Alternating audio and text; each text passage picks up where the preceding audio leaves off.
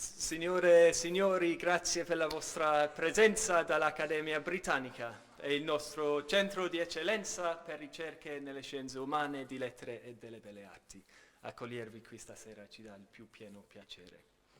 I'm absolutely delighted to be able to launch this term's Wednesday evening lecture series by welcoming to the lectern an extremely talented emerging scholar, Dr. Georgina Cole. Dr. Cole has been decorated with university medals as well as the Scarlet Hood from the University of Sydney, where she completed her PhD thesis on doors and architectural space in genre painting back in 2010. She was rightly snaffled up by the National Art School of Sydney, where she is currently full-time lecturer in art theory and history. Dr. Cole has produced an exceptional array of publications and book chapters, catalogue essays and articles for this early stage in her career. And her current research focuses on representations of the senses and of sensory deprivation in 18th century art, and particularly on the art history of blindness. Georgina has wisely fled the scorching Australian summer in the most prestigious of circumstances as the recipient of the Paul Mellon Centre Fellowship, which has enabled her since last November to research in London and Rome some of the material which she'll be presenting to us tonight. So please join me in extending a very warm welcome to Dr. Georgina Cole, who will be opening our eyes to painting blindness in Enlightenment Britain. Thank you.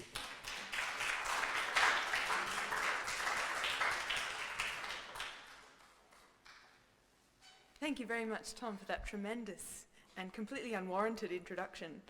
I hope I don't disappoint. But it really is a great pleasure to be here. I'm very, very pleased to be speaking to you, and I hope picking your brains. This is a project that I've been thinking about for a long time, but have only really just started doing some serious research on. So any ideas you have, please lend to me your collective intelligence, because I'll be very interested to know your thoughts. For sighted people, blindness seems to evoke a strange and dreadful fascination. Of all the disabilities that might befall one, it is the most loaded with metaphorical freight and the most difficult to imagine. Many of us think of blindness as a condition of unremitting darkness, leading to isolation, disorientation, and depression. We fantasize morbidly about living life badly dressed and perpetually fearful, trapped in a sinisterly tidy home with no electric lighting, photographs, or decorative objects. That is, until we latch onto the idea that blindness produces extraordinary feats of hearing, touch, smell, and taste, and perhaps even some supernatural ability to perceive the truth and predict the future. Recently, I've been spending a lot of time in the National Portrait Gallery in London working on this painting of Sir John Fielding by Nathaniel Hone from 1762. And I don't know whether it's because I'm standing there, frowning at it and scribbling away in a notebook, but this particular portrait, in a gallery full of excellent Hogarths and Ramsays, and the cross-dressing Chevalier d'Eon tucked away in the corner, always attracts the most attention. Hone's portrait is indeed a striking painting. He takes care to describe the physical traces of Fielding's blindness and his contribution to legal and charitable institutions. He places his right hand on the Bible and the Magna Carta, and in the left a pamphlet on crime prevention, which Fielding wrote. Blindness is here represented as an impairment, but no impediment to his participation in society. And as Fielding did himself, Hone also hints at the iconography of blind justice in the black blindfold and the triangular pose, which seems to resemble a pair of scales.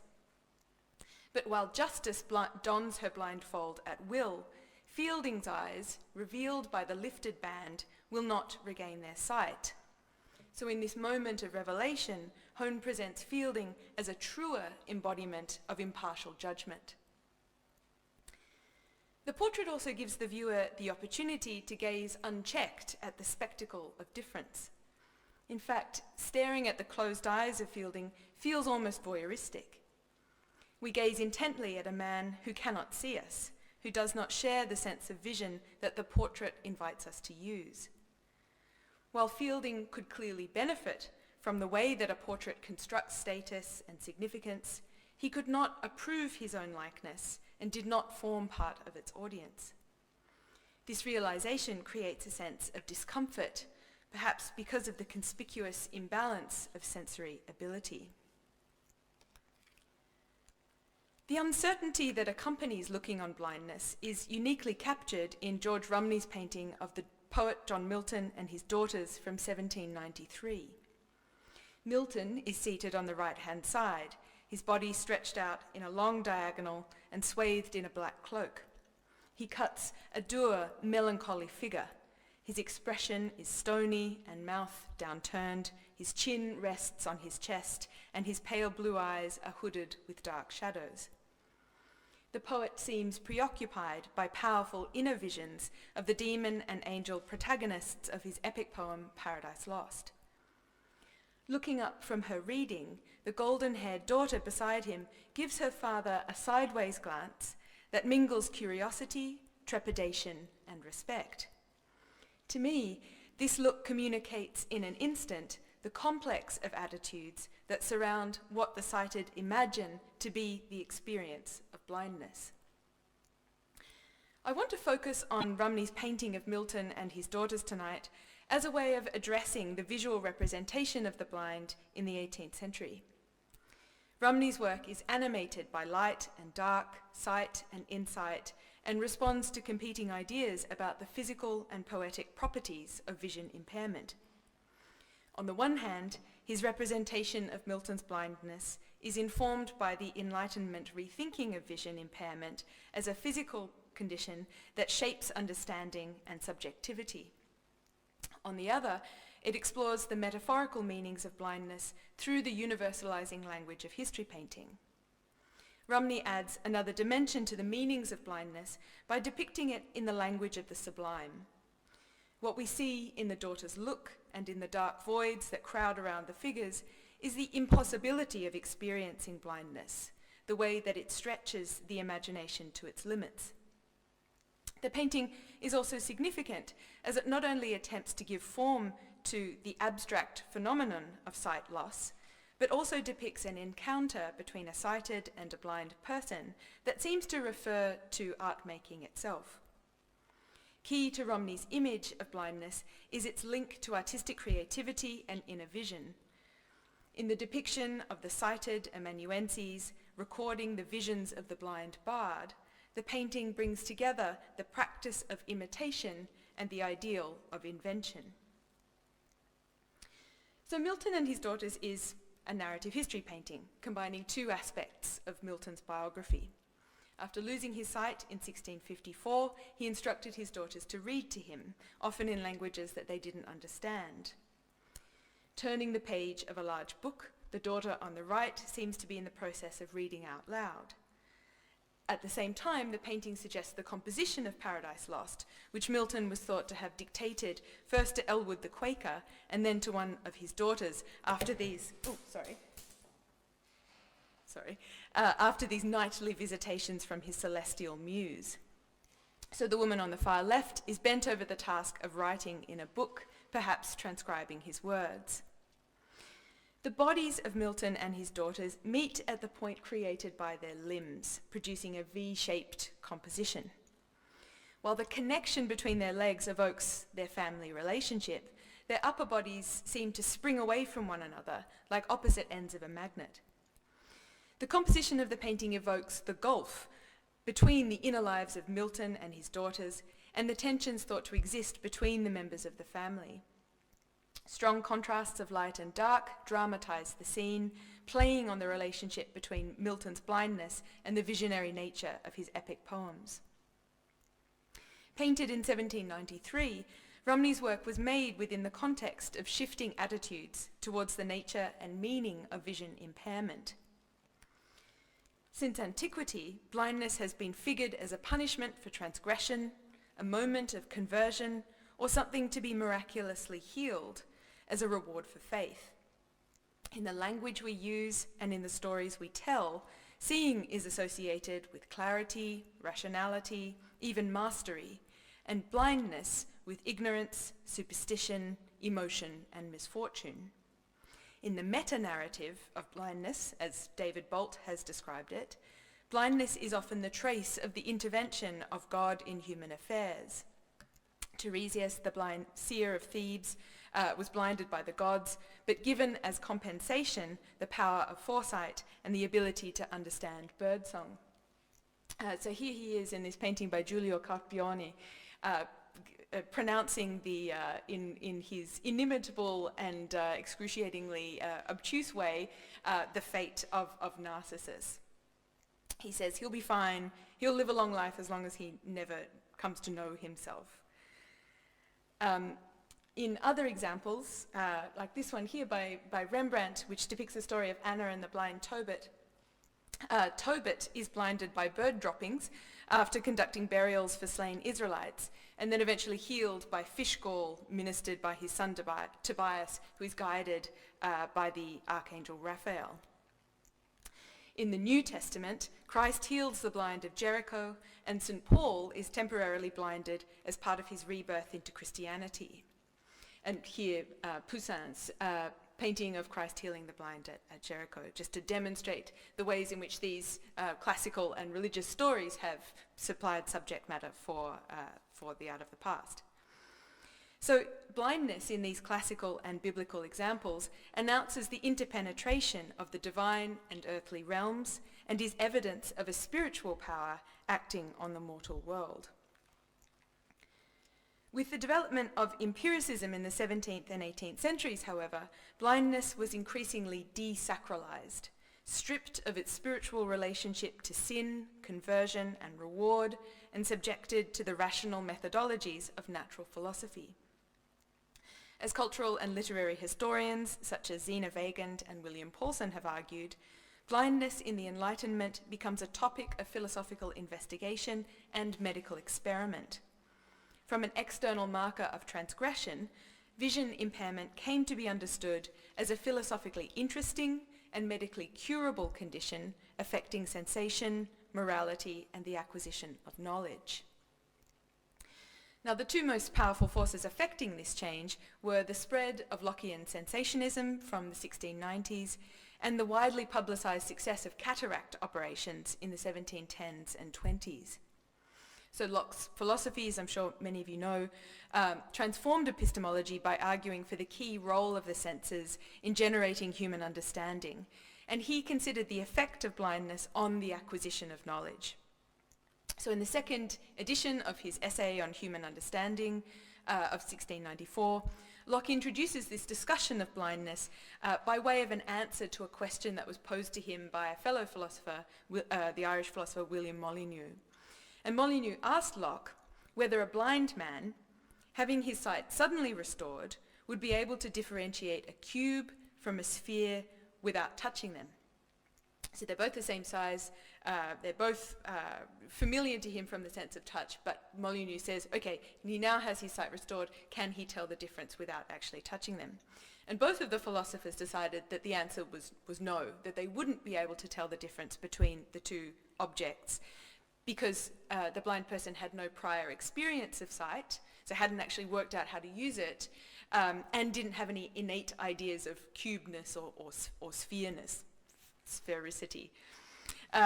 So this thought experiment on blindness posed by Molyneux to Locke was used by Locke to demonstrate the absence of innate ideas, and also the necessary interdependence of all of the senses in generating knowledge. And this leads to this interesting reconceptualization of the hierarchy of the senses. So what Locke suggests is that it's the interplay between all the perceptive faculties that produces understanding, and that we can think about the senses as having a lateral organization rather than a hierarchical one, with sight at the top and the more kind of bodily senses at the bottom. Now, in addition to this philosophical rethinking of sense perception, knowledge, which includes blindness and other kinds of sense deprivation, cataract operations performed by oculists and surgeons like William Reed, Roger Grant, John Chevalier Taylor, and William Cheselden showed that blindness was in many cases a reversible medical condition. So couching, which is the dislodging of the cataract-clouded lens from the eye, was introduced to England relatively late, so in the 1680s. It was something that had been practiced since antiquity. But it's relatively new medical technology in England. And when successfully performed, it treats obstructed vision, clouding of objects, fading of colours, and night blindness, although it leaves the patient, rather unfortunately, without a lens. Couching was very much a commercial operation, and these miraculous results were breathlessly reported in advertorials. And this contributed to the wide dissemination of a new understanding of the curability of blindness, the fact that it was a medical condition that had these physical causes and epistemological effects. So, as well as returning sight to many people suffering from vision impairment, these cataract operations neatly dovetailed with Molyneux's question by providing an opportunity to test it, although the results, as many people demonstrated, weren't ever going to be verifiable. So, while cataract operations and Molyneux's question dominated the discourse of blindness in the first half of the century, in 1749, Denis Diderot publishes this text that really substantially transforms the terms of the debate. So, written as a letter to a lady interested in Molyneux's problem, Diderot's Letter on the Blind for the Use of Those Who See was published in London in 1749 and then translated into English in 1770. Frustrated in his attempt to witness the unveiling of a girl's eyes after a cataract operation, the narrator of the letter consults two blind men with no prospect of, nor interest in, a cure. And the difference of Diderot's text, its significance in the discourse, this emerging discourse about blindness, is its interest in the blindness of the blind.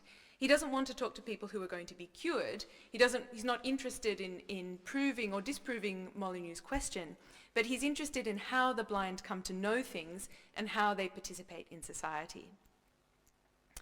And what Diderot imagines is that blindness produced a particular kind of thinking and a particular kind of social identity, and that the blind understood the world differently.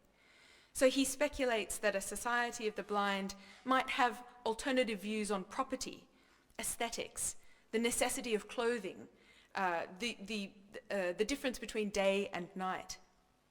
And while his letter consciously holds the blind apart from the sighted, saying they have these kinds of characteristics which are different from those who have all of their senses, it's really valuable for its discussion of the particular ways in which certain individuals, an unnamed man from Puiseux and the Cambridge mathematician Nicholas Saunderson, negotiated the world through the other senses.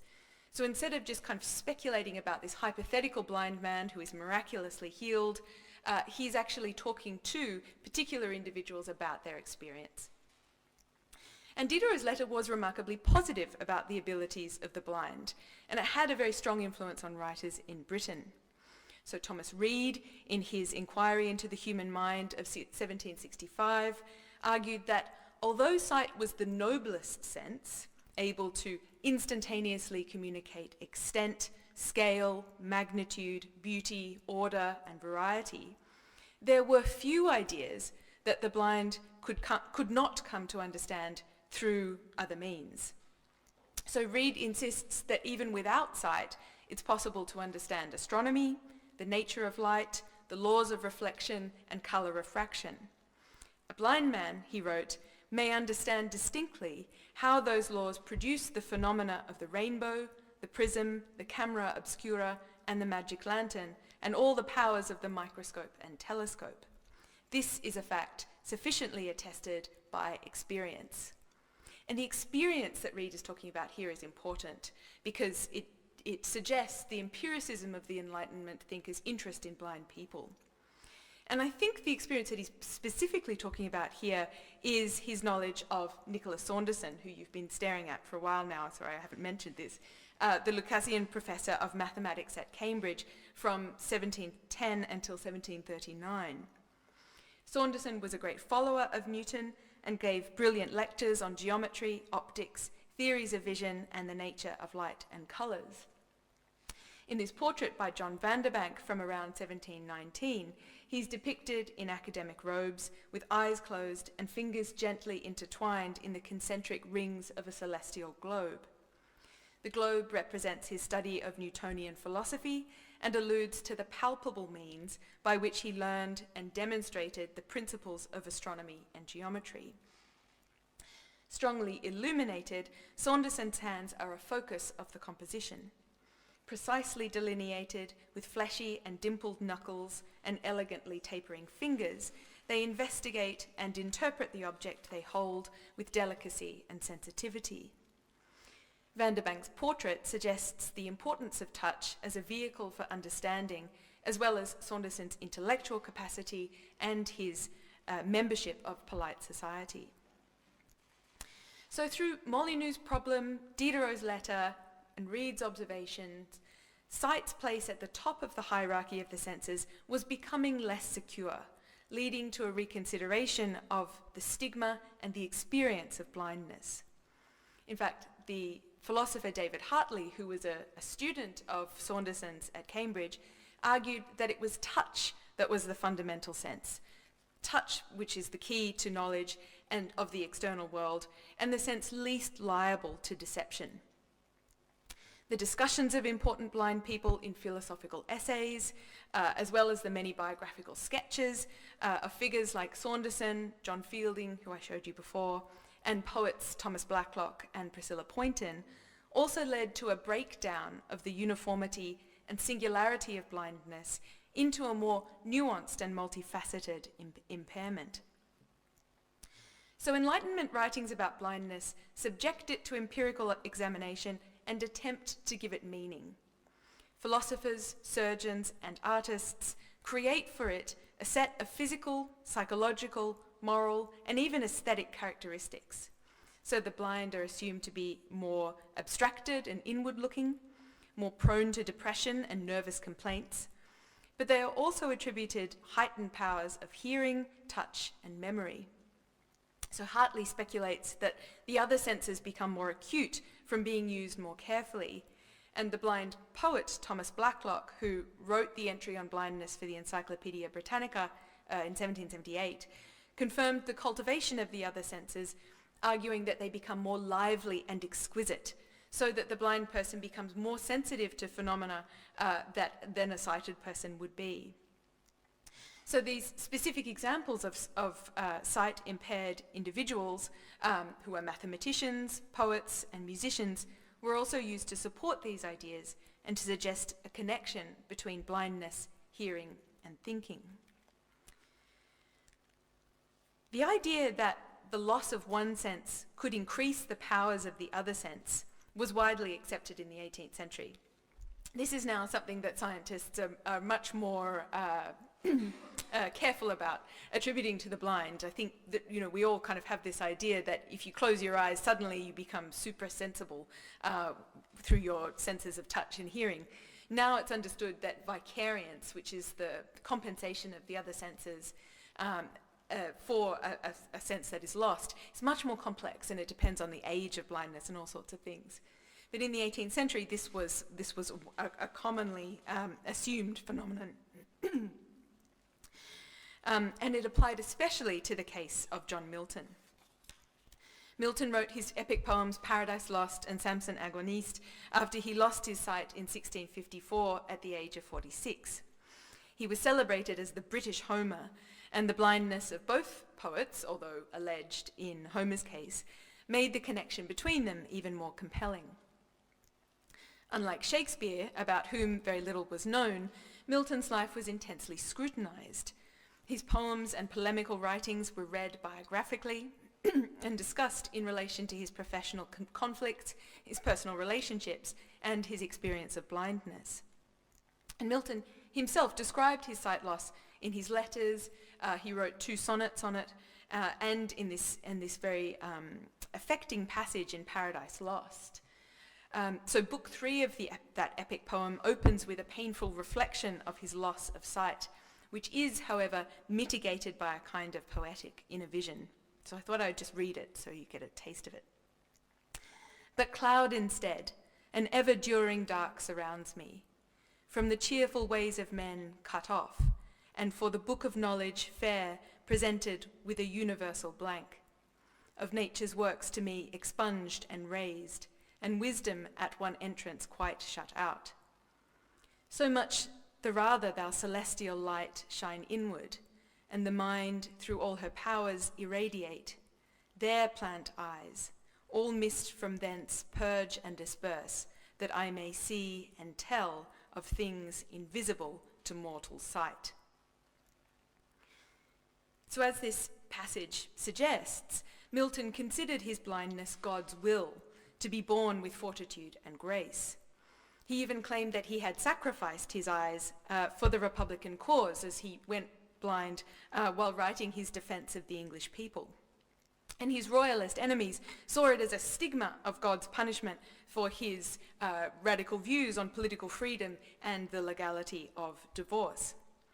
But in the passage of Paradise Lost that I just read, this loss of external sight is substituted by a mind's eye that perceives objects and ideas not visible to physical sense. In the 18th century, Milton's blindness was interpreted in a number of different ways. Jonathan Richardson's 1732 biography treated it as a great misfortune to be stoically endured. Milton, he claimed, had worn out his eyes for the people and for poetry. Samuel Johnson, who was himself blind in one eye, did not consider his vision impairment particularly remarkable, reasoning that it was natural for Milton to write poetry. He would have been bored, he would have been unable to read, and what did he need, what use did he have of books anyway in order to write his poetry? By contrast, William Hayley drew particular attention to the role of Milton's blindness in the development of his poetic talents, and linked the expressive power of Paradise Lost to his lack of sight. Hayley argued that Milton's blindness was a blessing that helped to perfect his genius and gave a dignified satisfaction to his spirit. In fact, Hayley goes so far to say that it was better for Milton to have been blind, as it removed him from the distractions of visual experience and intensified his engagement with the inner poetic vision described in Paradise Lost. So despite the empirical and rational methodologies of the Enlightenment, a cultural association of blindness with inward vision endured throughout the 18th century, reinforcing the notion that blindness was a fortunate fall, a disadvantage compensated by a mysterious inner vision that inspired poetry and music. So while it withdrew the individual from the pleasures and the conveniences of the visible world, it was considered to enable access to an unseen dimension of emotional affect and powerful poetic insight. And for some 18th century writers, Milton provided the most pervasive modern image of the inspired blind bard, a tradition epitomized by Homer, whose poems were sung rather than written and ennobled and enriched by an inner vision that resulted from the loss of sight. Now, Hayley was one of Romney's best friends, and the artist worked on his painting of Milton while Hayley was researching and writing the biography. Every year, Romney went and stayed at Eartham, Hayley's estate in Essex, and he did this for almost 20 years, so they were very close. And in the 1790s, the conversations at Eartham revolved around Milton. So not only was Hayley writing his biography of the poet, but the poet William Cowper was there, and he was translating the Latin poems. And then, of course, there's Romney painting his picture of Milton and his daughters. Romney's painting was, in fact, destined for publication in Hayley's book, although the ambitious size of Romney's painting, which is nearly 2 meters by 2 meters, shows that it way exceeded the needs of the commission. So although not known as a particularly literary person, Romney was deeply involved in these discussions, and the conversational analysis of Milton's poetry and personality formed the background to his painting. Romney's interest in Milton was also, and perhaps surprisingly, inspired by his trip to Rome. He travelled to Italy in March in 1773 at the age of 39, spending nearly 2 years studying works of art, primarily by Michelangelo, Raphael, Titian, Correggio and the Carracci. Though he painted only a couple of pictures in Italy, he made a great number of sketches of St. Peter's, the Colosseum, and studies of Raphael's stanza, as well as his Transfiguration, often studying the works mentioned by Sir Joshua Reynolds in the discourses that he delivered to the Royal Academy. He also employed a young girl, chaperoned by her mother, as a nude model to develop his skills of life drawing. So while his experience of Rome was in many ways typical of artists in the era of the Grand Tour, it left a particularly powerful impression on him. So in this letter he writes to a friend on his sorrow of leaving Rome, he describes it as a divine place, enveloped in a bright vapour, as if the rays of Apollo shone there with greater lustre than at any other spot upon this terrestrial globe. And in my mind, I imagine these rays of light being emitted by the British School and sort of filling up the horizon. So irritated by what he called the flutter and extravagance of French art, his sympathies were clearly with the neoclassical revival, and his preference was for the simple, bold and graceful, which he identified in classical, Renaissance and Counter-Reformation art. So this close-looking and constant drawing constituted Romney's formal training and gave him, in the eyes of his contemporaries, a license to work in the genre of history painting. In biographies of the artist by his son John Romney and his sculptor friend John Flaxman, his stay in Italy is almost immediately followed by mention of his painting of Milton and his daughters, despite the fact that they are almost 20 years apart. Romney's time in Rome not only qualified to make history paintings in the grand style, but also put him in contact with Joseph Wright of Derby and the Swiss painter Henry Fuseli, both of whom were deeply interested in Milton. And so what seems to be the case is that Milton offered for these British artists a neoclassical response to the Italian artistic tradition. For Milton's readers in the 18th century, he really represented a British synthesis of different and often opposed traditions: English and European, Christian and classical, Reformation Protestant and medieval Catholic. So as the British Homer, he offered a series of subjects and a model of artistic genius that could furnish the emerging British art scene with an equivalent grandeur and seriousness. But Romney's painting of Milton is oddly anti-heroic. While Hone's portrait of Fielding emphasises his active contribution to society and his connection with charitable and legal institutions, Romney's Milton appears isolated, withdrawn and preoccupied. Where Hone's limbs radiate from his body, Fielding's limbs radiate from his body, Milton's are folded tightly over his chest and sheathed beneath his black cloak. Fielding's open, amiable pose invites a kind of conversational exchange, while Milton's closed, container-like form is in profile and composed along the diagonal, minimizing contact with the viewer. Romney's painting is an unusual synthesis of portrait and history painting that relies on the testimony of Milton's biographers, but also draws on a larger history of representations of blindness. The seated unmoving figure with bowed head recalls Rembrandt's painting of Anna and Tobit, which circulated in the 18th century in print form. Rembrandt's painting is quiet and reflective, the polished textures and surfaces of the objects in the room and the heat of the burning coals, alluding to the key role of the other senses in Tobit's perceptual field. While both Tobit and Milton are similarly seated in profile, their relation to the light entering their respective darkened rooms suggests different conceptualizations of blindness. In Rembrandt's painting, Anna uses the light to spin thread, while Tobit, dispossessed of his sight, turns away from it, signifying his isolation and depression. Tobit's blindness is an uncomfortable, disabling state that tests his faith. By contrast, Romney's Milton stares unseeing into the light, which illuminates his face and exaggerates the dark shadows around his open eyes, hinting that his blindness is productive of a powerful mental acuity. The gap between Milton and the two young women evokes their different perceptual fields. Both women are occupied by tasks imposed by their father and thus bound to the objects and activities of the everyday. Solemn and unmoving, Milton seems to exist in a larger space, his range of thinking extended beyond the room and direct experience.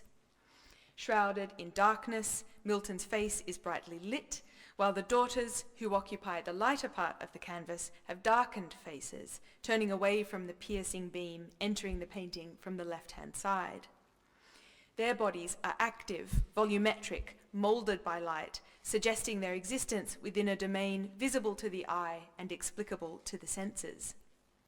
Milton, on the other hand, is bodily disengaged from the world and is all mind and imagination.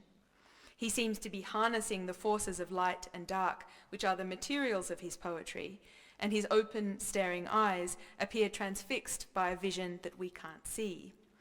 In fact, he seems to be positioned at the apex of a cone of light that illuminates his face and seems to emanate from it.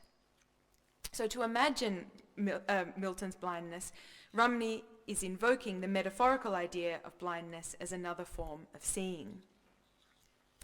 This perceptual and imaginative gulf is not only evoked by this big blank space that intervenes between Milton and his daughters, but also by that look that is trained on him by the reading daughter.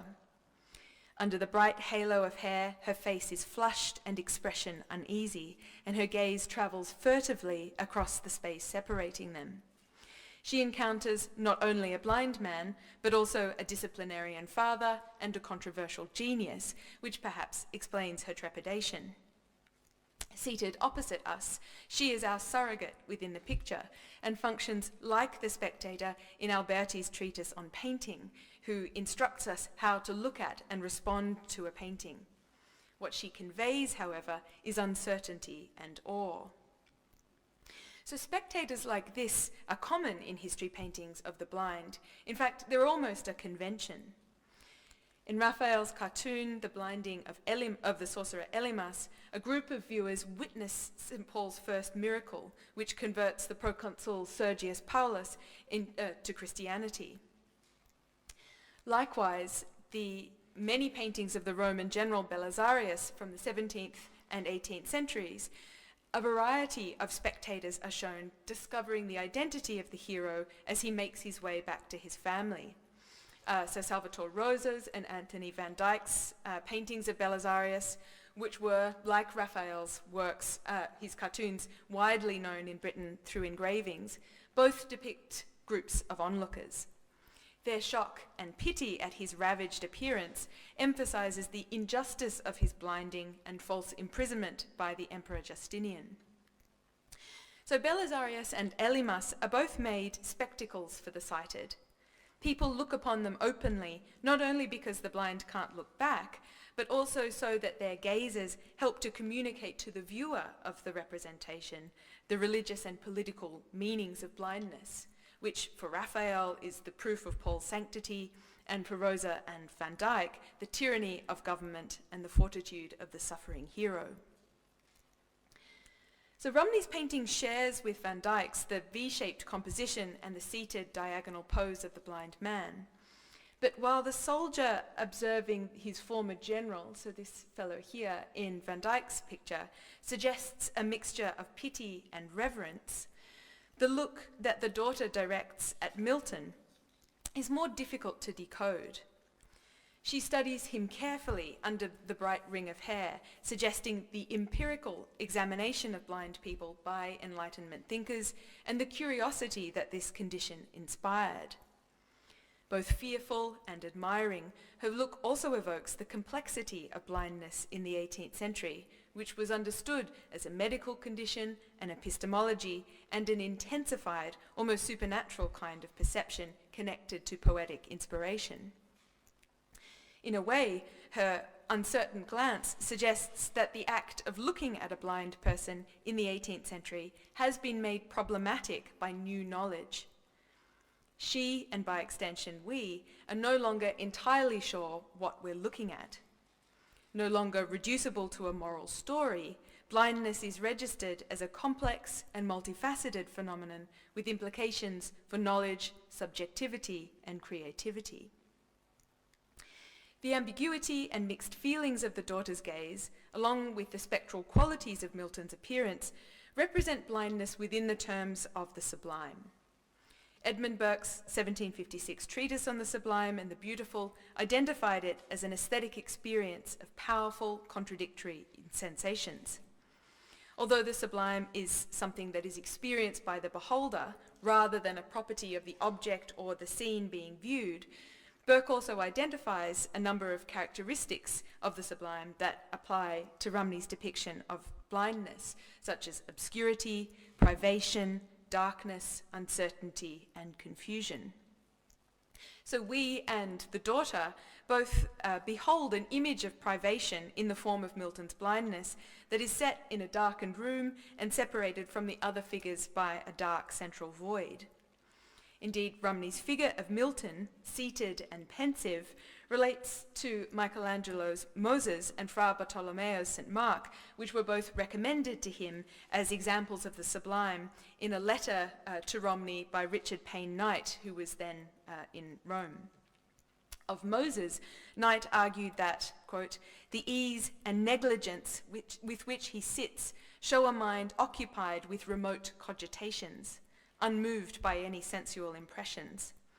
The imagination naturally magnifies what it cannot clearly comprehend, and when the attention seems fixed upon objects unknown to us, we naturally suppose those objects great." The same could easily be said of Romney's Milton, who is sunk immobile in his chair, his expression registering his fixation on things we have no access to and must vividly imagine. The ambiguity of the daughter's response also underlines the sublime aesthetic qualities of blindness. Ultimately, it is the unfathomability of blindness that here engenders the sublime response. Romney's dark and awkward composition, with its uneasy relationships between the figures, suggests the impossibility of representing blindness through the sense of sight and via direct observation. So Romney's Milton and his daughters thus suggests the multiplicity and complexity of blindness in Enlightenment thinking. Milton's vision loss is depicted as a physical impairment that impacts on his relationship to the world around him and separates him from the experience of others. Unable to perform the manual tasks of reading and writing, he is shown absorbed into an inner world that the viewer cannot share. In addition, Romney seems to suggest that his blindness is a different form of seeing, producing a series of visions that are in the process of iteration.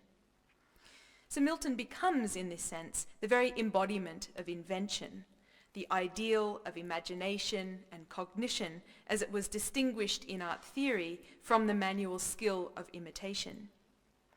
Manual activity, which alludes to the importance of touch for the blind, is here deferred to the amanuenses, who write and read. They perform the physical and imitative tasks of seeing and transcribing, while he, blind and immobile, represents an unadulterated ideal of pure invention. As a picture of a young woman encountering a blind poet, Romney's painting of Milton seems to represent the practice of imitation confronting the ideal of invention. We might think about Romney the artist as both the daughter and the poet, using the mechanical means of representation to capture the spirit of invention and imagination. The blind poet, dictating to his daughters, combines the artist's pursuit of the visible and the unseen, the everyday and the epic. So Romney's painting is in many ways an attempt at understanding the competing ideas about blindness and the process of art making. Like Hone's portrait of Fielding, it expresses the intellectual tendencies of the age, but it does so in poetic form. While his picture is part of the Enlightenment investigation of sight loss that informed portraits of blind individuals, it's connected to a larger art history of the blind and to the lure of the unseen, even unimaginable qualities of blindness. Rather than a mere fact of sensibility or an incidental part of Milton's biography, it's connected to ideas about artistic representation, imitation, and invention, and perhaps Romney's response to the artistic legacy of Italy. Thank you very much.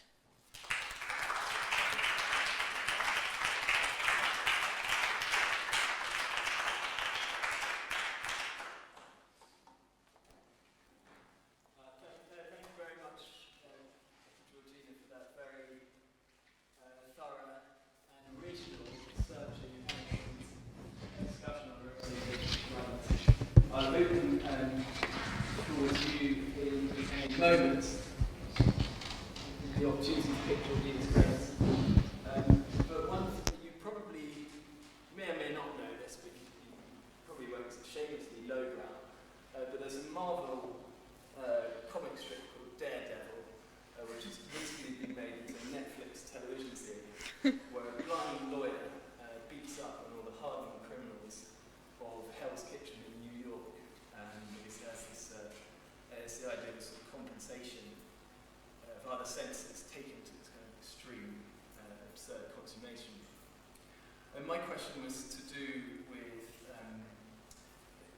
you project this trajectory of greater understanding, and whether or not there are kind of superstitious countercurrents to that. When the idea of the authority of sight is kind of deposed, and you have leveling of the senses, and it comes to be understood that greater faculties appear, and these you've linked very much to being kind of positive aspects, supernatural in a positive way, like giving you visionary quality, creating imagination. Do you ever see, societies are often, what they're ignorant of, they're often nervous of, and I wonder if there are instances of kind of social mistrust and discomfort that people start to attribute odd supernatural qualities. Yes, the answer is yes. They're not often depicted in artworks, but there are a number of really kind of interesting and quite harrowing descriptions of discrimination suffered by various blind people. And the poet Thomas Blacklock, who wrote the entry on blindness for the Encyclopaedia Britannica, who was blind, was initially employed as a vicar. And the parish was so appalled by the idea of a blind clergyman that he was taunted and obstructed and suffered all sorts of, really terrible treatment by the parish until he eventually gave up his post and they gave him a pension and he went and opened up a sort of a bed and breakfast, really, for young scholars. So yes, there is a lot of suspicion and mistrust of people who are blind. So there is an empirical Enlightenment investigation that likes to sort of look at things in a relatively neutral way, but is curious about the emotional, the social, the religious, and the creative implications of blindness. But there is also an enduring suspicion of people who are different, and the Enlightenment certainly doesn't dispel that. If that answers your question. Any questions? Yes. I think it was really interesting what you said about all your many reflections on representations of blindness and art making. And it might be a superficial observation, but with the contemporary portraits of living figures, I wondered whether there was any criticism or comment that was provoked by the idea of the concept of portraiture as a format and the blind subject as a purely visual form, and whether that was used as a point of reflection on the function and the value of portraiture at the time, and actually in current scholarship as well. Yeah, that's an interesting question. In a way, I don't really know how to answer you. I don't know that Hone's picture was kind of good enough to occasion a rethinking of the nature of portraiture, because it was exhibited at the Society of Artists. It was, it probably had a very limited audience itself. So I don't know that they necessarily challenged, if that's what you're suggesting, that they challenged the kind of the... Not necessarily negatively, but just as it's possibly it's a very obvious reflection and very simplistic, which way might be why, such portraits indication discussions. But that sort of was my question, not necessarily with a negative interpretation. But whether they sort of pushed the category of portrait or prompted a rethinking of what portraiture might, or just even how it might function. function. On the function of portraiture. Obviously, quite often it's a lot of basic plans not for the sitter. Yeah, that's right. But I can imagine that there are also associations with vanity, sometimes negative moral characteristics. That's an interesting observation. I hadn't thought about it like that. When I first started looking at the painting by John Fielding, I just thought, what would a blind man want with a portrait? But of course, you're absolutely right in saying that, the sitter of the portrait is rarely the intended audience of the portrait. It goes somewhere else, it's in a space remote from them, it's for an institution or whatever. So we don't, it's not like you wake up in the morning and go and look at your portrait, unless you're Dorian Gray or somebody like that. So it sort of took me a while to understand why he would want a portrait of himself. And Hone paints 3 portraits of Fielding, each of which are very different, and I think are all intended for different institutions. This one probably for the Magdalen Hospital that he was a governor of, and another one for the Westminster Magistrates' courts rooms.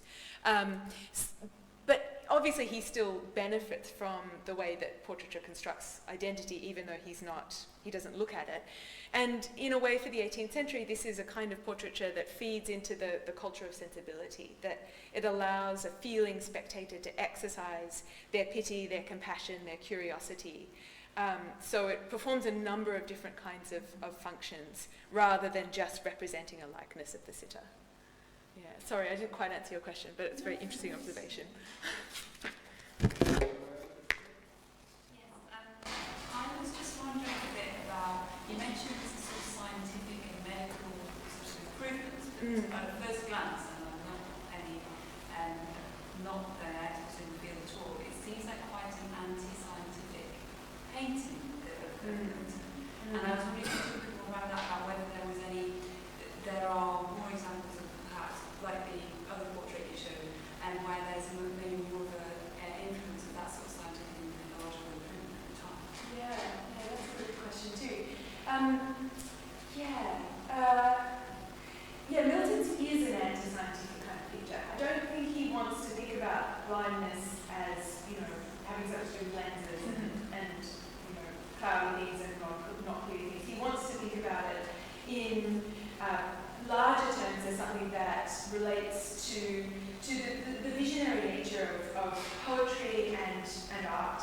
And I think he wants to see in Milton an embodiment of an artistic persona that he aims to emulate.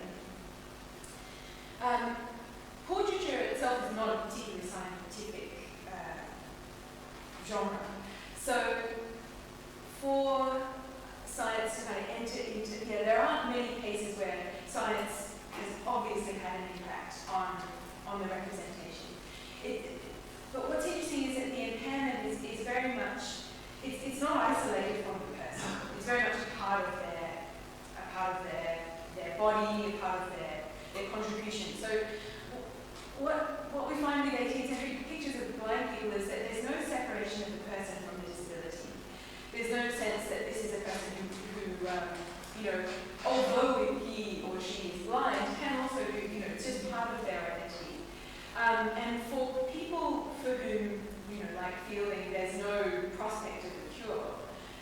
There's sort of no point really in kind of representing him in the terms of medical experiment because he can't avail himself of them. So the blindness is, it often kind of gets represented as in a narrative of achievement, and that might be achievement over adversity, or it might be representing his contribution to or participation in society. So yeah, I haven't seen much evidence of more of a medical or scientific influence on paintings of the blind. What I see is portraits that suggest that are very interested in the subjectivity of the blind individual, genre prints and paintings that at the beginning of the 18th century are comic and kind of ridiculing, and then by the end of the 18th century are sentimentalizing and trying to elicit the feeling of the spectator, and then narrative history paintings where blindness is kind of explored in terms of its moral qualities, but often kind of points to a larger story about faith or about injustice or whatever. So, but yes, I would love to find suddenly, someone with a million pairs of glasses in front of them or, being operated upon, so that would be nice. Yeah, but thank you.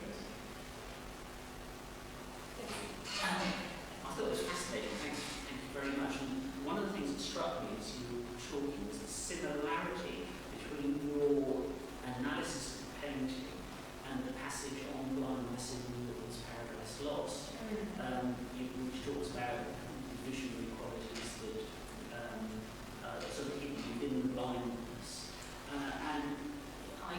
It's almost as though Romney was modelling the painting on aspects of that passage, but it wasn't, I suppose it wouldn't have known, but unless you did, it's improved that that's the case. But I suppose my question is, would the audience be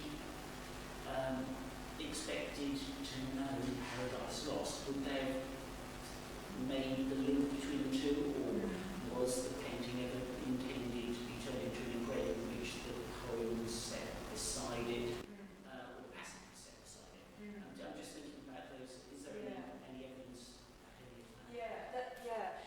Sorry, I'll just, so you don't have to stare at Fielding, you can look at, there it is. Yes, so Romney was really interested in Milton, and he started painting pictures from Milton before he even went to Italy and Fuseli and everyone else was also mad about Milton. And then at a certain point in the 1780s, he's really kind of racked by depression. He's really debilitated by all sorts of nervous irritability, he describes it. He starts to look to Milton more and more. And I suspect, yes, he's reading Paradise Lost, he's talking with Haley, and I think you're right that you can't help but see the visual similarities in the way that Milton is describing the experience of blindness and Romney's painting. When he was making the picture, the circumstances of the picture was sort of a commission in a way. It was intended for Haley's biography of Milton, so it was engraved, and then it went into the book. And where it went in the book was opposite this. There it is. Opposite this passage that described the relationship between Milton and his daughters. So it never illustrated a passage from Paradise Lost, so there was never a sort of one-to-one comparison between the picture and part of the text. But it was kind of imagined as an illustration of the relationships. And this was a point of great controversy in the 18th century. Was Milton a nasty person or a nice person? And Samuel Johnson thought he was really nasty, and he described him as having a Turkish contempt of women, which is not a nice thing to say about Turks either. And Haley said that he wanted to write his biography in order to correct the terrible reputation that Milton had acquired for being misogynist and for being a tyrant and so on. So, but Romney is interesting because he doesn't seem to agree with Haley. Haley was like, he was blind,